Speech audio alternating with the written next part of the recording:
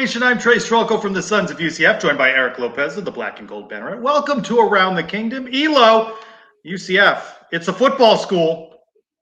You're right. It's a football school with a U. That's number one. Historic show, Trace. We're going to be the first UCF show ever to break down the number one ranked UCF Knights. I said it. It's true.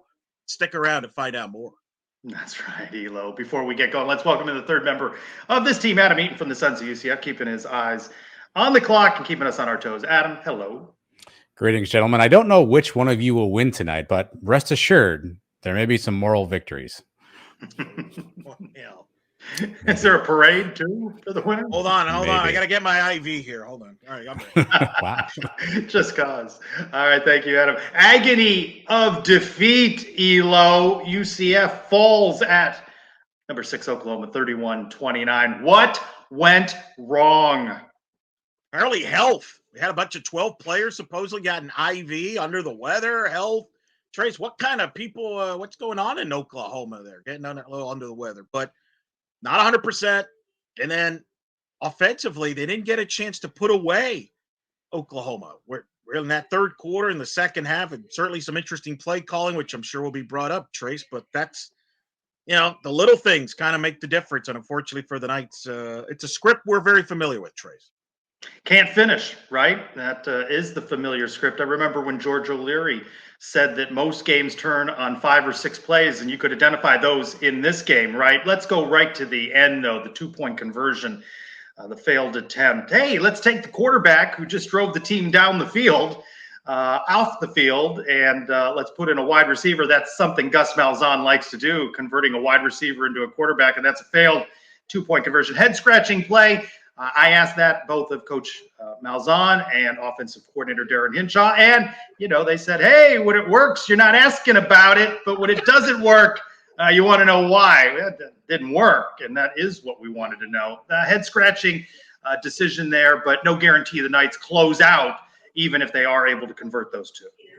First of all, Gus addressed it as you asked. It was a fair question. So if you're keeping tallies here on Around the Kingdom throughout the year, it's 2-1 in favor of fair questions if Trace has asked Coach Malzahn versus 1 unfair question. We'll keep track throughout the rest of the year.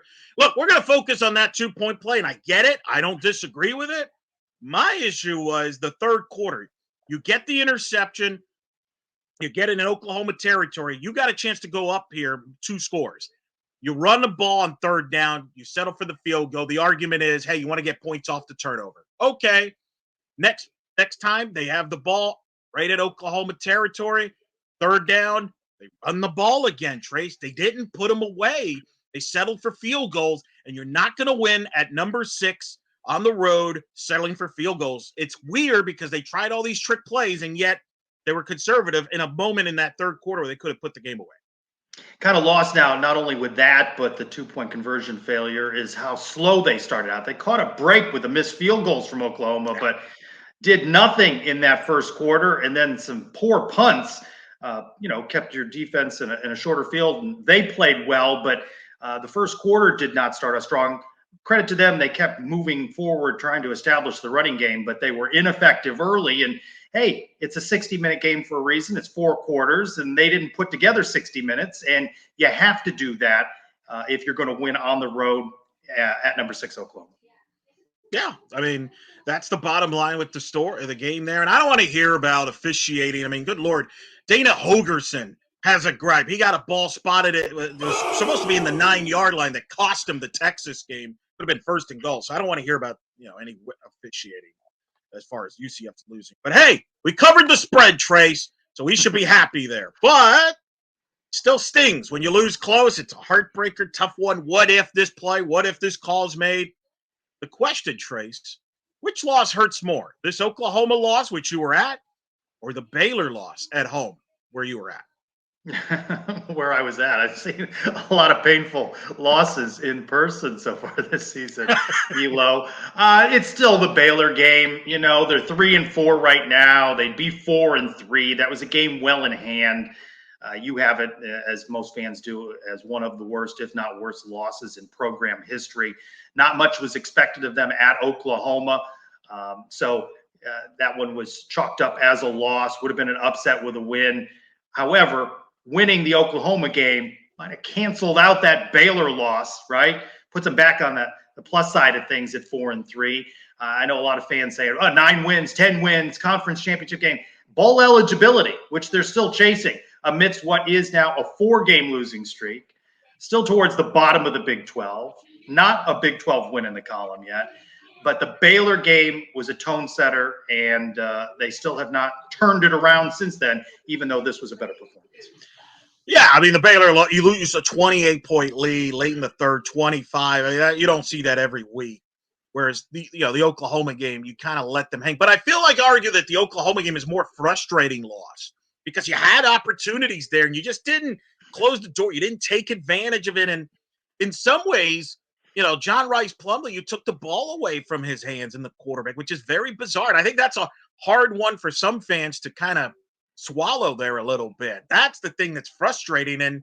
But then again, Trace, you and I mean, you've been watching UCF games since the 90s, and I've been going to UCF games since 98. This kind of was like a throwback to the early days of the late 90s, 2000, where you're just that close, but you're just something coming happens, That is UCF football. I know. I told some of the young people on that. But they did lose by just 2, 31-29, nearly 3 touchdown underdogs. So some things went right. What stands out to you? What were your favorite moments from the UCF performance? Well, let's start with the defense. They played with passion. They played with aggressiveness. I'd like some of the adjustments they made. You saw the secondary involved on the running plays. They shut down Oklahoma's running game. The defensive front was not pushed around. I thought Hunter played his best game as a night, arguably. Rash was good. Where was this defense? Trace, where were they before? That's kind of the thing. Hopefully that's something that can continue. So I like the defense there to start. I thought that was very encouraging. And encouraging in that is the move of defensive coordinator Addison Williams from up in the box to down on the field. Coach Malzahn, players talked about the difference it made, more energy, more opportunities to coach up the guys and interact with the guys. That's a situation that's going to remain permanent. So they are sort of learning as the season goes along here. So you'd have to say that was a positive for Addison Williams. Offensively, hey, how about R.J. Harvey? Kept plugging away. 20-some carries in this game, throw back to, Isaiah Bowser and pound the ball. And they didn't give up on the running game. They established some good things. So I think that was a positive from the offense. This team punched back. You mentioned it earlier. Oklahoma could have easily been up 2 scores early and missed a couple field goals, but kind of dominated early. The UCF offense did, Oklahoma's front. But UCF hung in there and made plays. I thought that was encouraging because they didn't punch back against Kansas and they didn't punch back in the fourth quarter against Baylor. I thought that was a very positive that I liked a lot. Well, and we've talked about it. What is the mental toughness of this team? And they could certainly collapse it. Hey, you don't win homecoming at home against West Virginia, extending your losing streak to 5 games. And you wonder, then does the team begin to tear apart? But you haven't seen that yet. Let me throw out another positive. The return of Colton Boomer, and missed a couple of kicks. There's certainly the big performance at Boise State, but he came up with some clutch kicks in this game. Certainly offset some of the struggles from punter Mitch McCarthy. So a strong game from Colton Boomer. Great. Oklahoma. Trust me, I was watching the game on a watch along with an Oklahoma friend. He's like, why don't we have a kicker like him? Because their Oklahoma kicker was not very good. How about John Rice Plumlee from the standpoint, 2 games this year, Trace, with the game on the line, he leads them into a late drive in the last possession of the game against Boise State, leads them to the game-winning field goal, and then Oklahoma leads them into a touchdown on a 4th down, gave him an opportunity for a 2-point play. Say what you will, that's pretty clutch of a quarterback. I don't think Timmy McClain could have done that. And John Rice looked pretty good. Maybe he's not 100% healthy for various reasons, but I thought he hung in there pretty well. Yeah, let me credit him as well. We're still waiting to see that complete dominating game from him when we have seen him. The performance at Boise State. Imagine now if he had been healthier in this game, right? Not only from the leg standpoint, the knee standpoint, but as well just physical health, with dealing with a virus, the flu or whatever, what his performance would have been like. More importantly, we covered the spread, Trace, which is important. I'm trying to chase down UCF Mike. We're both in the high up there in the rankings in the poll tracker. I couldn't find you, though. I don't know where you're at. But I mentioned they cover. Mr. Trace Trylko. You were there. There was a lot of positivity, energy there. Hey, columns locally in the Orlando Sunday. they lost the game but earned my respect back. I mean, is this a moral victory for this team? Well, you mentioned the throwbacks to the 90s and 2000s when moral victories were all the rage at UCF, right? I don't know if I am ready to buy into it was a moral victory unless they carry it over into a win against West Virginia. Then I'm willing to believe that it meant more. So I'm not willing to chalk it up to that. By the way, since we're talking about moral victories, right? I guess the video team not able to do any night flicks because they don't win any games the last month or so, is out producing videos of we came close. Wow. Nothing screams moral victory more than a 1.5-minute video of, hey, we almost won. So UCF certainly declaring it. For everyone that said players and coaches, not a moral victory, I don't know. It certainly felt like part of those responses were it was also a positive that they can take away. Maybe their best game even in defeat this season, right? I agree. First of all, I know that the Major League Baseball World Series starts this upcoming weekend. If anybody needs a reliever, call Trylko. He's throwing high heat right now. Calling out the video crew. My goodness. Well, what else are they going to do? I mean, there's no night flicks. They're saving on the night flicks budget. Wow. All right. Trylko, everybody. Making friends. Okay. I'm supposed to respond to that. I'm looking at the standings. They don't give you extra credit for moral victories. This ain't the NHL where you get extra points because you go to overtime and lose on a shootout. It's an encouraging performance, but isn't that what we want? Don't you kind of lose the whole moral victory card in football when you now enter the big conferences? It's one thing when you're an independent, you're a big underdog, or even a CUSA, but you're now a big boy now. Or moral victories? I don't know if they exist with big boys anymore against big boy. Remember, losing at Nebraska 20 plus years ago produced T-shirts. No T-shirts saying we lost by 2 at Oklahoma. So maybe not entirely a moral victory. But overall, again, I think they've got to carry it in to West Virginia. No easy task. There are no easy games. When you've lost 4 straight, you haven't won in the Big 12 yet, get a win. Get a win. And Malzahn and others are saying there's still weeks left in this season, games to be played. We're still a great team. Prove it. Carry it over. Here's the deal. If let's say they win out or almost win all their games except one game, that night flicks you're calling out, they're going to do the footage from that last clip in Oklahoma. It's like, this was the turning point. That's the narration. It's perfect. It's Hollywood. It goes there. But to your point, you got to prove it on the field. If you struggle here down the stretch against the West Virginia team that's probably going to fire their coach here in the next few weeks, what did you really accomplish against Oklahoma instead of all you did was more heartbreak? So to your point, man, get off the video crew, Trey. I love the video crew. I'm just saying they haven't been that busy the last couple of weeks. Wow. Haven't had as much to do, Elo. All right, let's bring back in Adam. Time for a little silly game. Yeah, before we do that, I loved Sultry Spirit, Trace. You love the video crew. I love me some booze, and that's where you can get Sultry Spirit involved in your life. They will take your party to the next level. Their bartenders specialize in creative twists on cocktail classics. Every sip is unforgettable. They are a mobile bartending service. They meet all of your needs. If you've got a party, a corporate event, drowning your sorrows after another UCF football loss, their bartenders will shake up the perfect drinks to keep the good time flowing. You follow them on Instagram at The Sultry Spirit, or you can reach out to them at 941-567-7062. And for a limited time only, if you call them and you book them, you're going to get 10% off if you tell them that you heard about them from Sons of UCF and around the kingdom. And they'll even throw in a special gift. Make sure you have tell our friend Miles we said hello when you reach out on 941-567-7062. Again, that is the Sultry Spirit. All right, my friends, today's game, multiple choice. Got a question, and I will give you multiple choice answers. And simple, all you got to do is pick an answer.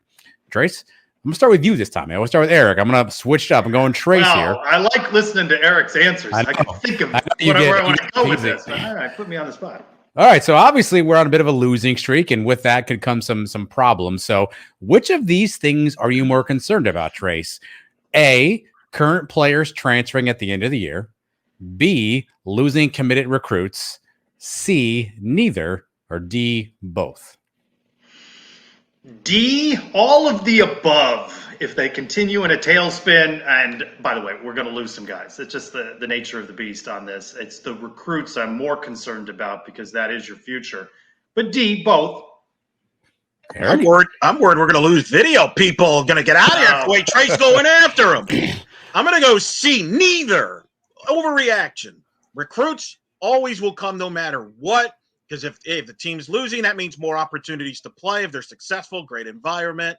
And the transfers are going to happen, like you said, anyway. I think it's neither. I don't think it's impacted by what happens the rest of the way or this losing streak.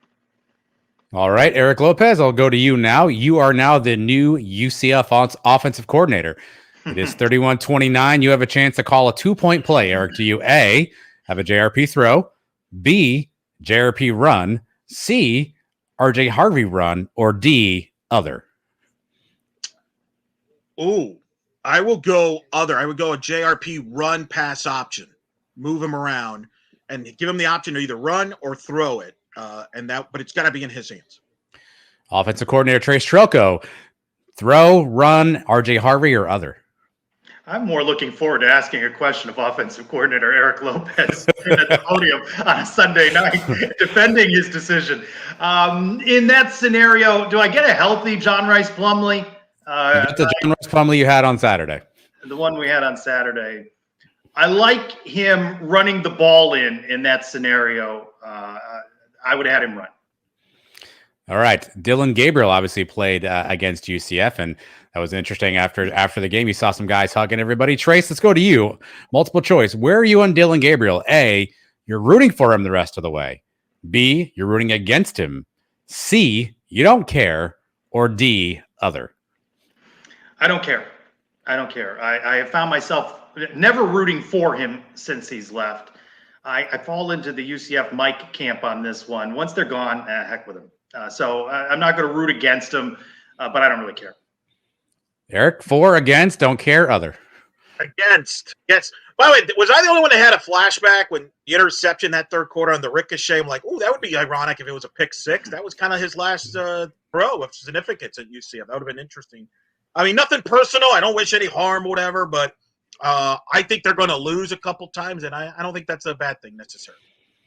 All right, last one, the spicy question. Eric, you're going to go first on this one. Obviously, UCF's got some work to do if they want to go to a bowl game.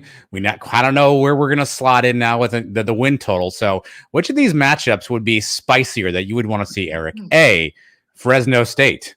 B, Miami. C, Florida. Or D, the Cows? Which bowl matchup? The Cows could get into a bowl? They could get into a bowl. I'm going to go Miami. We haven't played them in a while. Florida, we just played them a couple of years ago. Miami's, I think, is pretty good. That could be a fun little bowl game. Trace? Not the Gators. Going to see them in the 2024 season. Fresno State, just because of the intrigue at the quarterback position. There's another UCF show that'll be all over that game, I'll tell you that. Yeah, so I'd say Fresno State. All right, well, let's see what happens when we get there, friends. We got a lot of games to win. Gus is talking about running the table. Let's just win a game first, Gus. Just win a game. Leave the tables alone. Yeah. All right, thank you, Adam. See you in a bit. All right, back on JRP Elo. Best performance, most gutsy performance. How do you rank this in his tenure at UCF? Even in defeat, leads him down the field at the end there for what could have been a game tying situation. They get the touchdown, but not able to get that 2-point conversion. Where do you rank that performance? Don't think it's his best performance. Obviously, I think the performance that would be signature as far as quality of performance would be the Tulane regular season game where he just literally ran all over them. But I think this is the gutsiest game in a lot of ways. I think the guy should get a lot of the UCF fans respect. He missed the ABC meetings, apparently, the day before. He didn't have missed meetings. He was sick. A lot of guys would have tapped out there. He did not. And he played well. He gave him a chance to win. He drove him down at the end of the game and converted on a 4th down play and gave him a chance to tie and send that game to overtime. I think in a lot of ways he canceled out Dylan Gabriel, maybe even outperformed him, really had much more guts than Dylan Gabriel did. I think no matter where this shakes out with John Rice Plumlee, you're going to recognize that this guy plays with intensity and all of his heart, right? He motivates the rest of his teammates. Certainly makes some questionable decisions, throwing the ball, putting his body in harm's way, and even the decision that he start over Mikey Keene, controversial in that locker room, right, for some.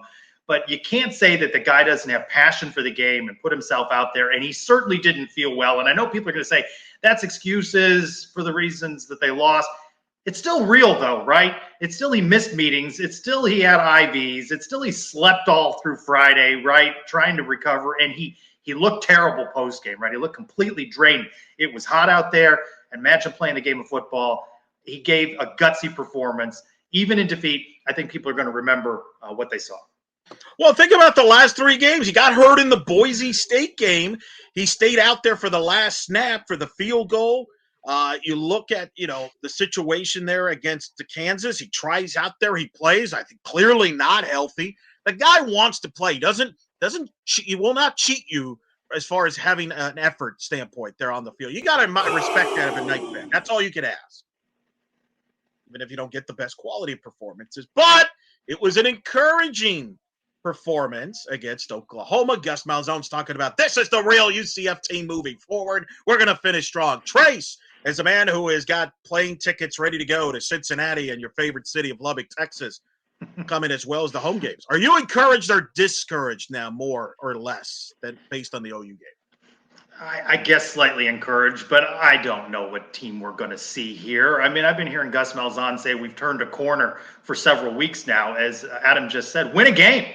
And then we can talk about running the table, string together 2 wins. You can't do that without a win.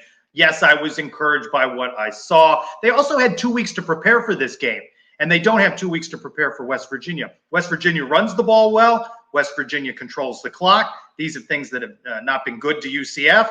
So let's see it now. An opponent you're favored, touchdown or so over. So this isn't a road game. This isn't close. This is homecoming. This is home. Win a game, and then I will be encouraged by what I saw. Just win, baby, and we're on the bandwagon. Look, I'm encouraged. You know why I'm encouraged? Because I saw a difference with this defense, a different scheme, different attitude, different emotion. I know that doesn't carry over, but I do think they may have found some answers in the bye week that could pay for and move forward. And that was the best team they're going to see all year, scheme-wise. Like, West Virginia has no defense.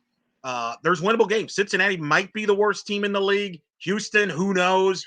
I'm not saying they're running the table or anything like that, but I do think they're going to play better here down the stretch. And look, we know the math. They win 3 of those games. They're bowl eligible, and I know that's what they're going to shoot for. So I feel much more encouraged than I did prior to the Oklahoma game. All right, you said it right there. Moving on to the Big 12.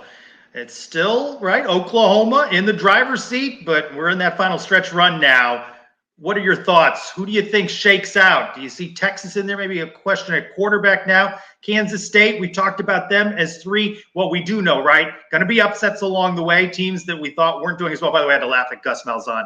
I said West Virginia was, they're not in last. I'm thinking, yeah, which team is towards the bottom? Wow. You're giving West Virginia credit for getting out of the basement.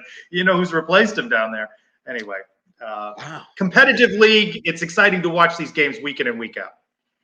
I think Oklahoma and Texas are both very vulnerable. Texas more so. Oklahoma, I think, is going to lose one of these next 2 games, either at Kansas, if Daniels actually plays for Kansas, and then you got the last bedlam scheduled in a couple of weeks. Oklahoma cannot run the ball.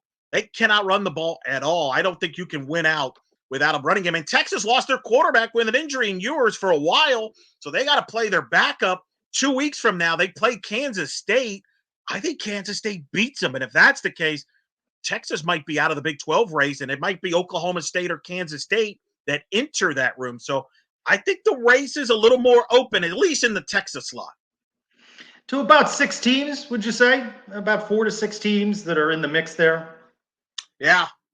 Could have been us if we held the Baylor league, but, it is what it is. But I do think Oklahoma State's interesting. Right? We kind of buried them earlier when they lost to South Alabama. They have figured some things out. They come here. The good news for UCF is they played Bedlam the week before, so maybe there's a hangover there. But UCF might be the spoiler in all this. They could determine whether Oklahoma State stays in the race or not. We shall see. But I don't think this Big 12 race is far over. Texas was lucky against Houston. That was a terrible officiated spot. One of the worst. Tim Brando lost his mind on the telecast. Houston seems to be getting better. Who knows?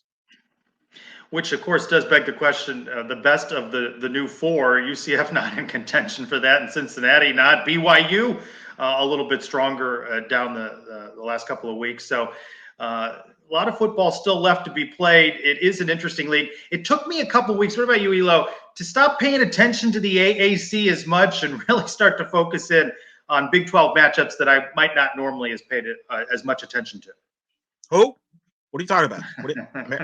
What? What are you, America? Who's it? What? I don't even know what you're talking about. I don't know what league you're talking. I've been all in on the Big 12 since day one, my friend. I don't miss those Thursday, Friday. I don't even recognize some of the teams that are playing on the Thursday. Like, what? East Carolina's playing who? Like, what? Rice! North Texas? All right, good luck. Good luck to all of you there. Cows apparently are bowl at Kabika Bowl. Wow. A couple more wins they're going to need. I would hope so. Man, that's pretty bad. Ooh. All right. Of course, we've buried the league, Trace. The Olympic sports. Biggest story, historic, coming out on Tuesday. UCF men's soccer voted number 1 in the United Soccer poll. The first UCF team in any sport to be ranked in a poll during the season ever. Number 1 for men's soccer. The reward, well, they'll be without their starting goalie, Juan V. Munoz, who got a red card in the win over South Carolina this Friday against Georgia State. Volleyball made their national ESPN debut. Big numbers. Unfortunately, they got swept by Baylor in both. Have a pivotal match against TCU. And then women's soccer losing on Monday night against BYU. They're the 6th seed in the Big 12 tournament in Round Rock, Texas. They will play TCU on next Monday night. Are you ready for some Monday night soccer? Trace, obviously the big story. UCF, number 1 in the country, men's soccer. Yeah, credit to you, Elo. On one of our early shows, may have been the first one, you thought between men's and women's soccer had a better opportunity to win. Now, hey, they got to close out. As you mentioned, they don't have their goalkeeper, Juan V. Munoz, for the next match. So they still have matches to play. They have the Sun Belt Conference tournament. But, hey, this is a heck of a moment for the university with the number 1 ranking. Credit to Scott Calabrese. This is a complete team. We've been talking about them all season. You like the defense that they play. They're fun to watch on offense. Credit to them. Congratulations to them. But hey, they're no longer hunters. They're the hunted when you're number 1, and they now have to defend that position. I have an article column out on blackandgoldbanneret.com about the rise of UCF men's soccer. You realize this, Trace. They're currently in the top 35 in a lot of defensive categories. They've only been in the top 50 in goals allowed average once in the Calabrese era. That was his second year in 2018. Every other year. Last year, for example, they were ranked 127. That's the difference in this team. This team is still scoring. They're in the top 15 in goal scoring. It's the defense with Munoz and the back line, the depth there, that has been the difference for this program, and it's why they were a number 2 seed by the committee on Friday night. That's even more important because the top 4 seeds for the upcoming NCAA tournament would pretty much host all the way till the College Cup in Louisville. So that's big. Plus, Marshall lost a couple times. UCF, if they win the Sun Belt and would be the 1 seed in the tournament. So a lot is to play for Scott Calabrese and UCF soccer. But a slip up, and hey, you're going to tumble from that number 1 perch. Good luck to all 3 of these sports down the stretch. Let's bring back in Adam. What did we get right? What did we get wrong? Give us a little facts and knowledge out. You guys were talking about Oklahoma UCF not finishing. 4 of 16 on third down was UCF. You're not going to win many games when you're 4 of 16 on third down. Trace, you mentioned punting woes. Mitch McCarthy, 39 yards per punt on average. Oklahoma's punter had a 52-yard average. So just some comparables there. I heard somebody wants an update on the pool tracker. Here we go. UCF Mike is in first place with 38. He's 9th overall. Eric, you're right behind Mike. You have 38 as well, but Die Breakers put you in 14. Adam has 32 points. That's 74 overall. And Trace has 31 points. That's 86 overall. So Mike and Eric both with 38. Some time left on the clock. We'll see what happens there. Things that went well. You both left out Randy Pittman. I thought Randy Pittman had a really good game, a couple good catches. Maybe we see him more on offense. You're talking about the Big 12, BYU, 5-2 overall, 2-2 in the Big 12. And the final 5 games for UCF, ESPN's matchup predictor has UCF winning 4 of the 5 games. West Virginia, Cincy, Oklahoma State, and Houston. The only projected loss, Texas Tech, Trace. Wow. What? Trace. What is this? This Trey created the ESPN system there? You might as well. I don't know if this math is true, but what are you going to do? All right. Thank you, Adam. Happy homecoming, everybody. Spirit Splash on Friday. Hey, by the way, Elo, do you got one of these? This is an old one. Wow. No, this is one of my prized possessions given to me. I was not out there diving for one, so I I appreciate that souvenir. And then Shaq, who is on duty, waking Shaq up, making sure he gets out there for his DJ spinning. You're going to be out there? I'm going to be out there in my Miami Heat Shaq jersey. Going to be there, Trace? Are you really? You're going to be out there? Shaq Fu, baby, 10 a.m. Let's go. 10 a.m. rocking things. So happy homecoming, everybody. As Adam said, as we've said, just get a win. Forget about 4-1 down the stretch. Run the get one and 1-0, celebrate. baby. Go 1-0. Josh, a happy homecoming. Look for new episodes midweek, every week on the Sons of UCF YouTube channel, dropping in the audio feed wherever you get downloadable content as well. We thank Adam. We thank you. And Eric Lopez, thank you, everyone, for being with us for Around the Kingdom.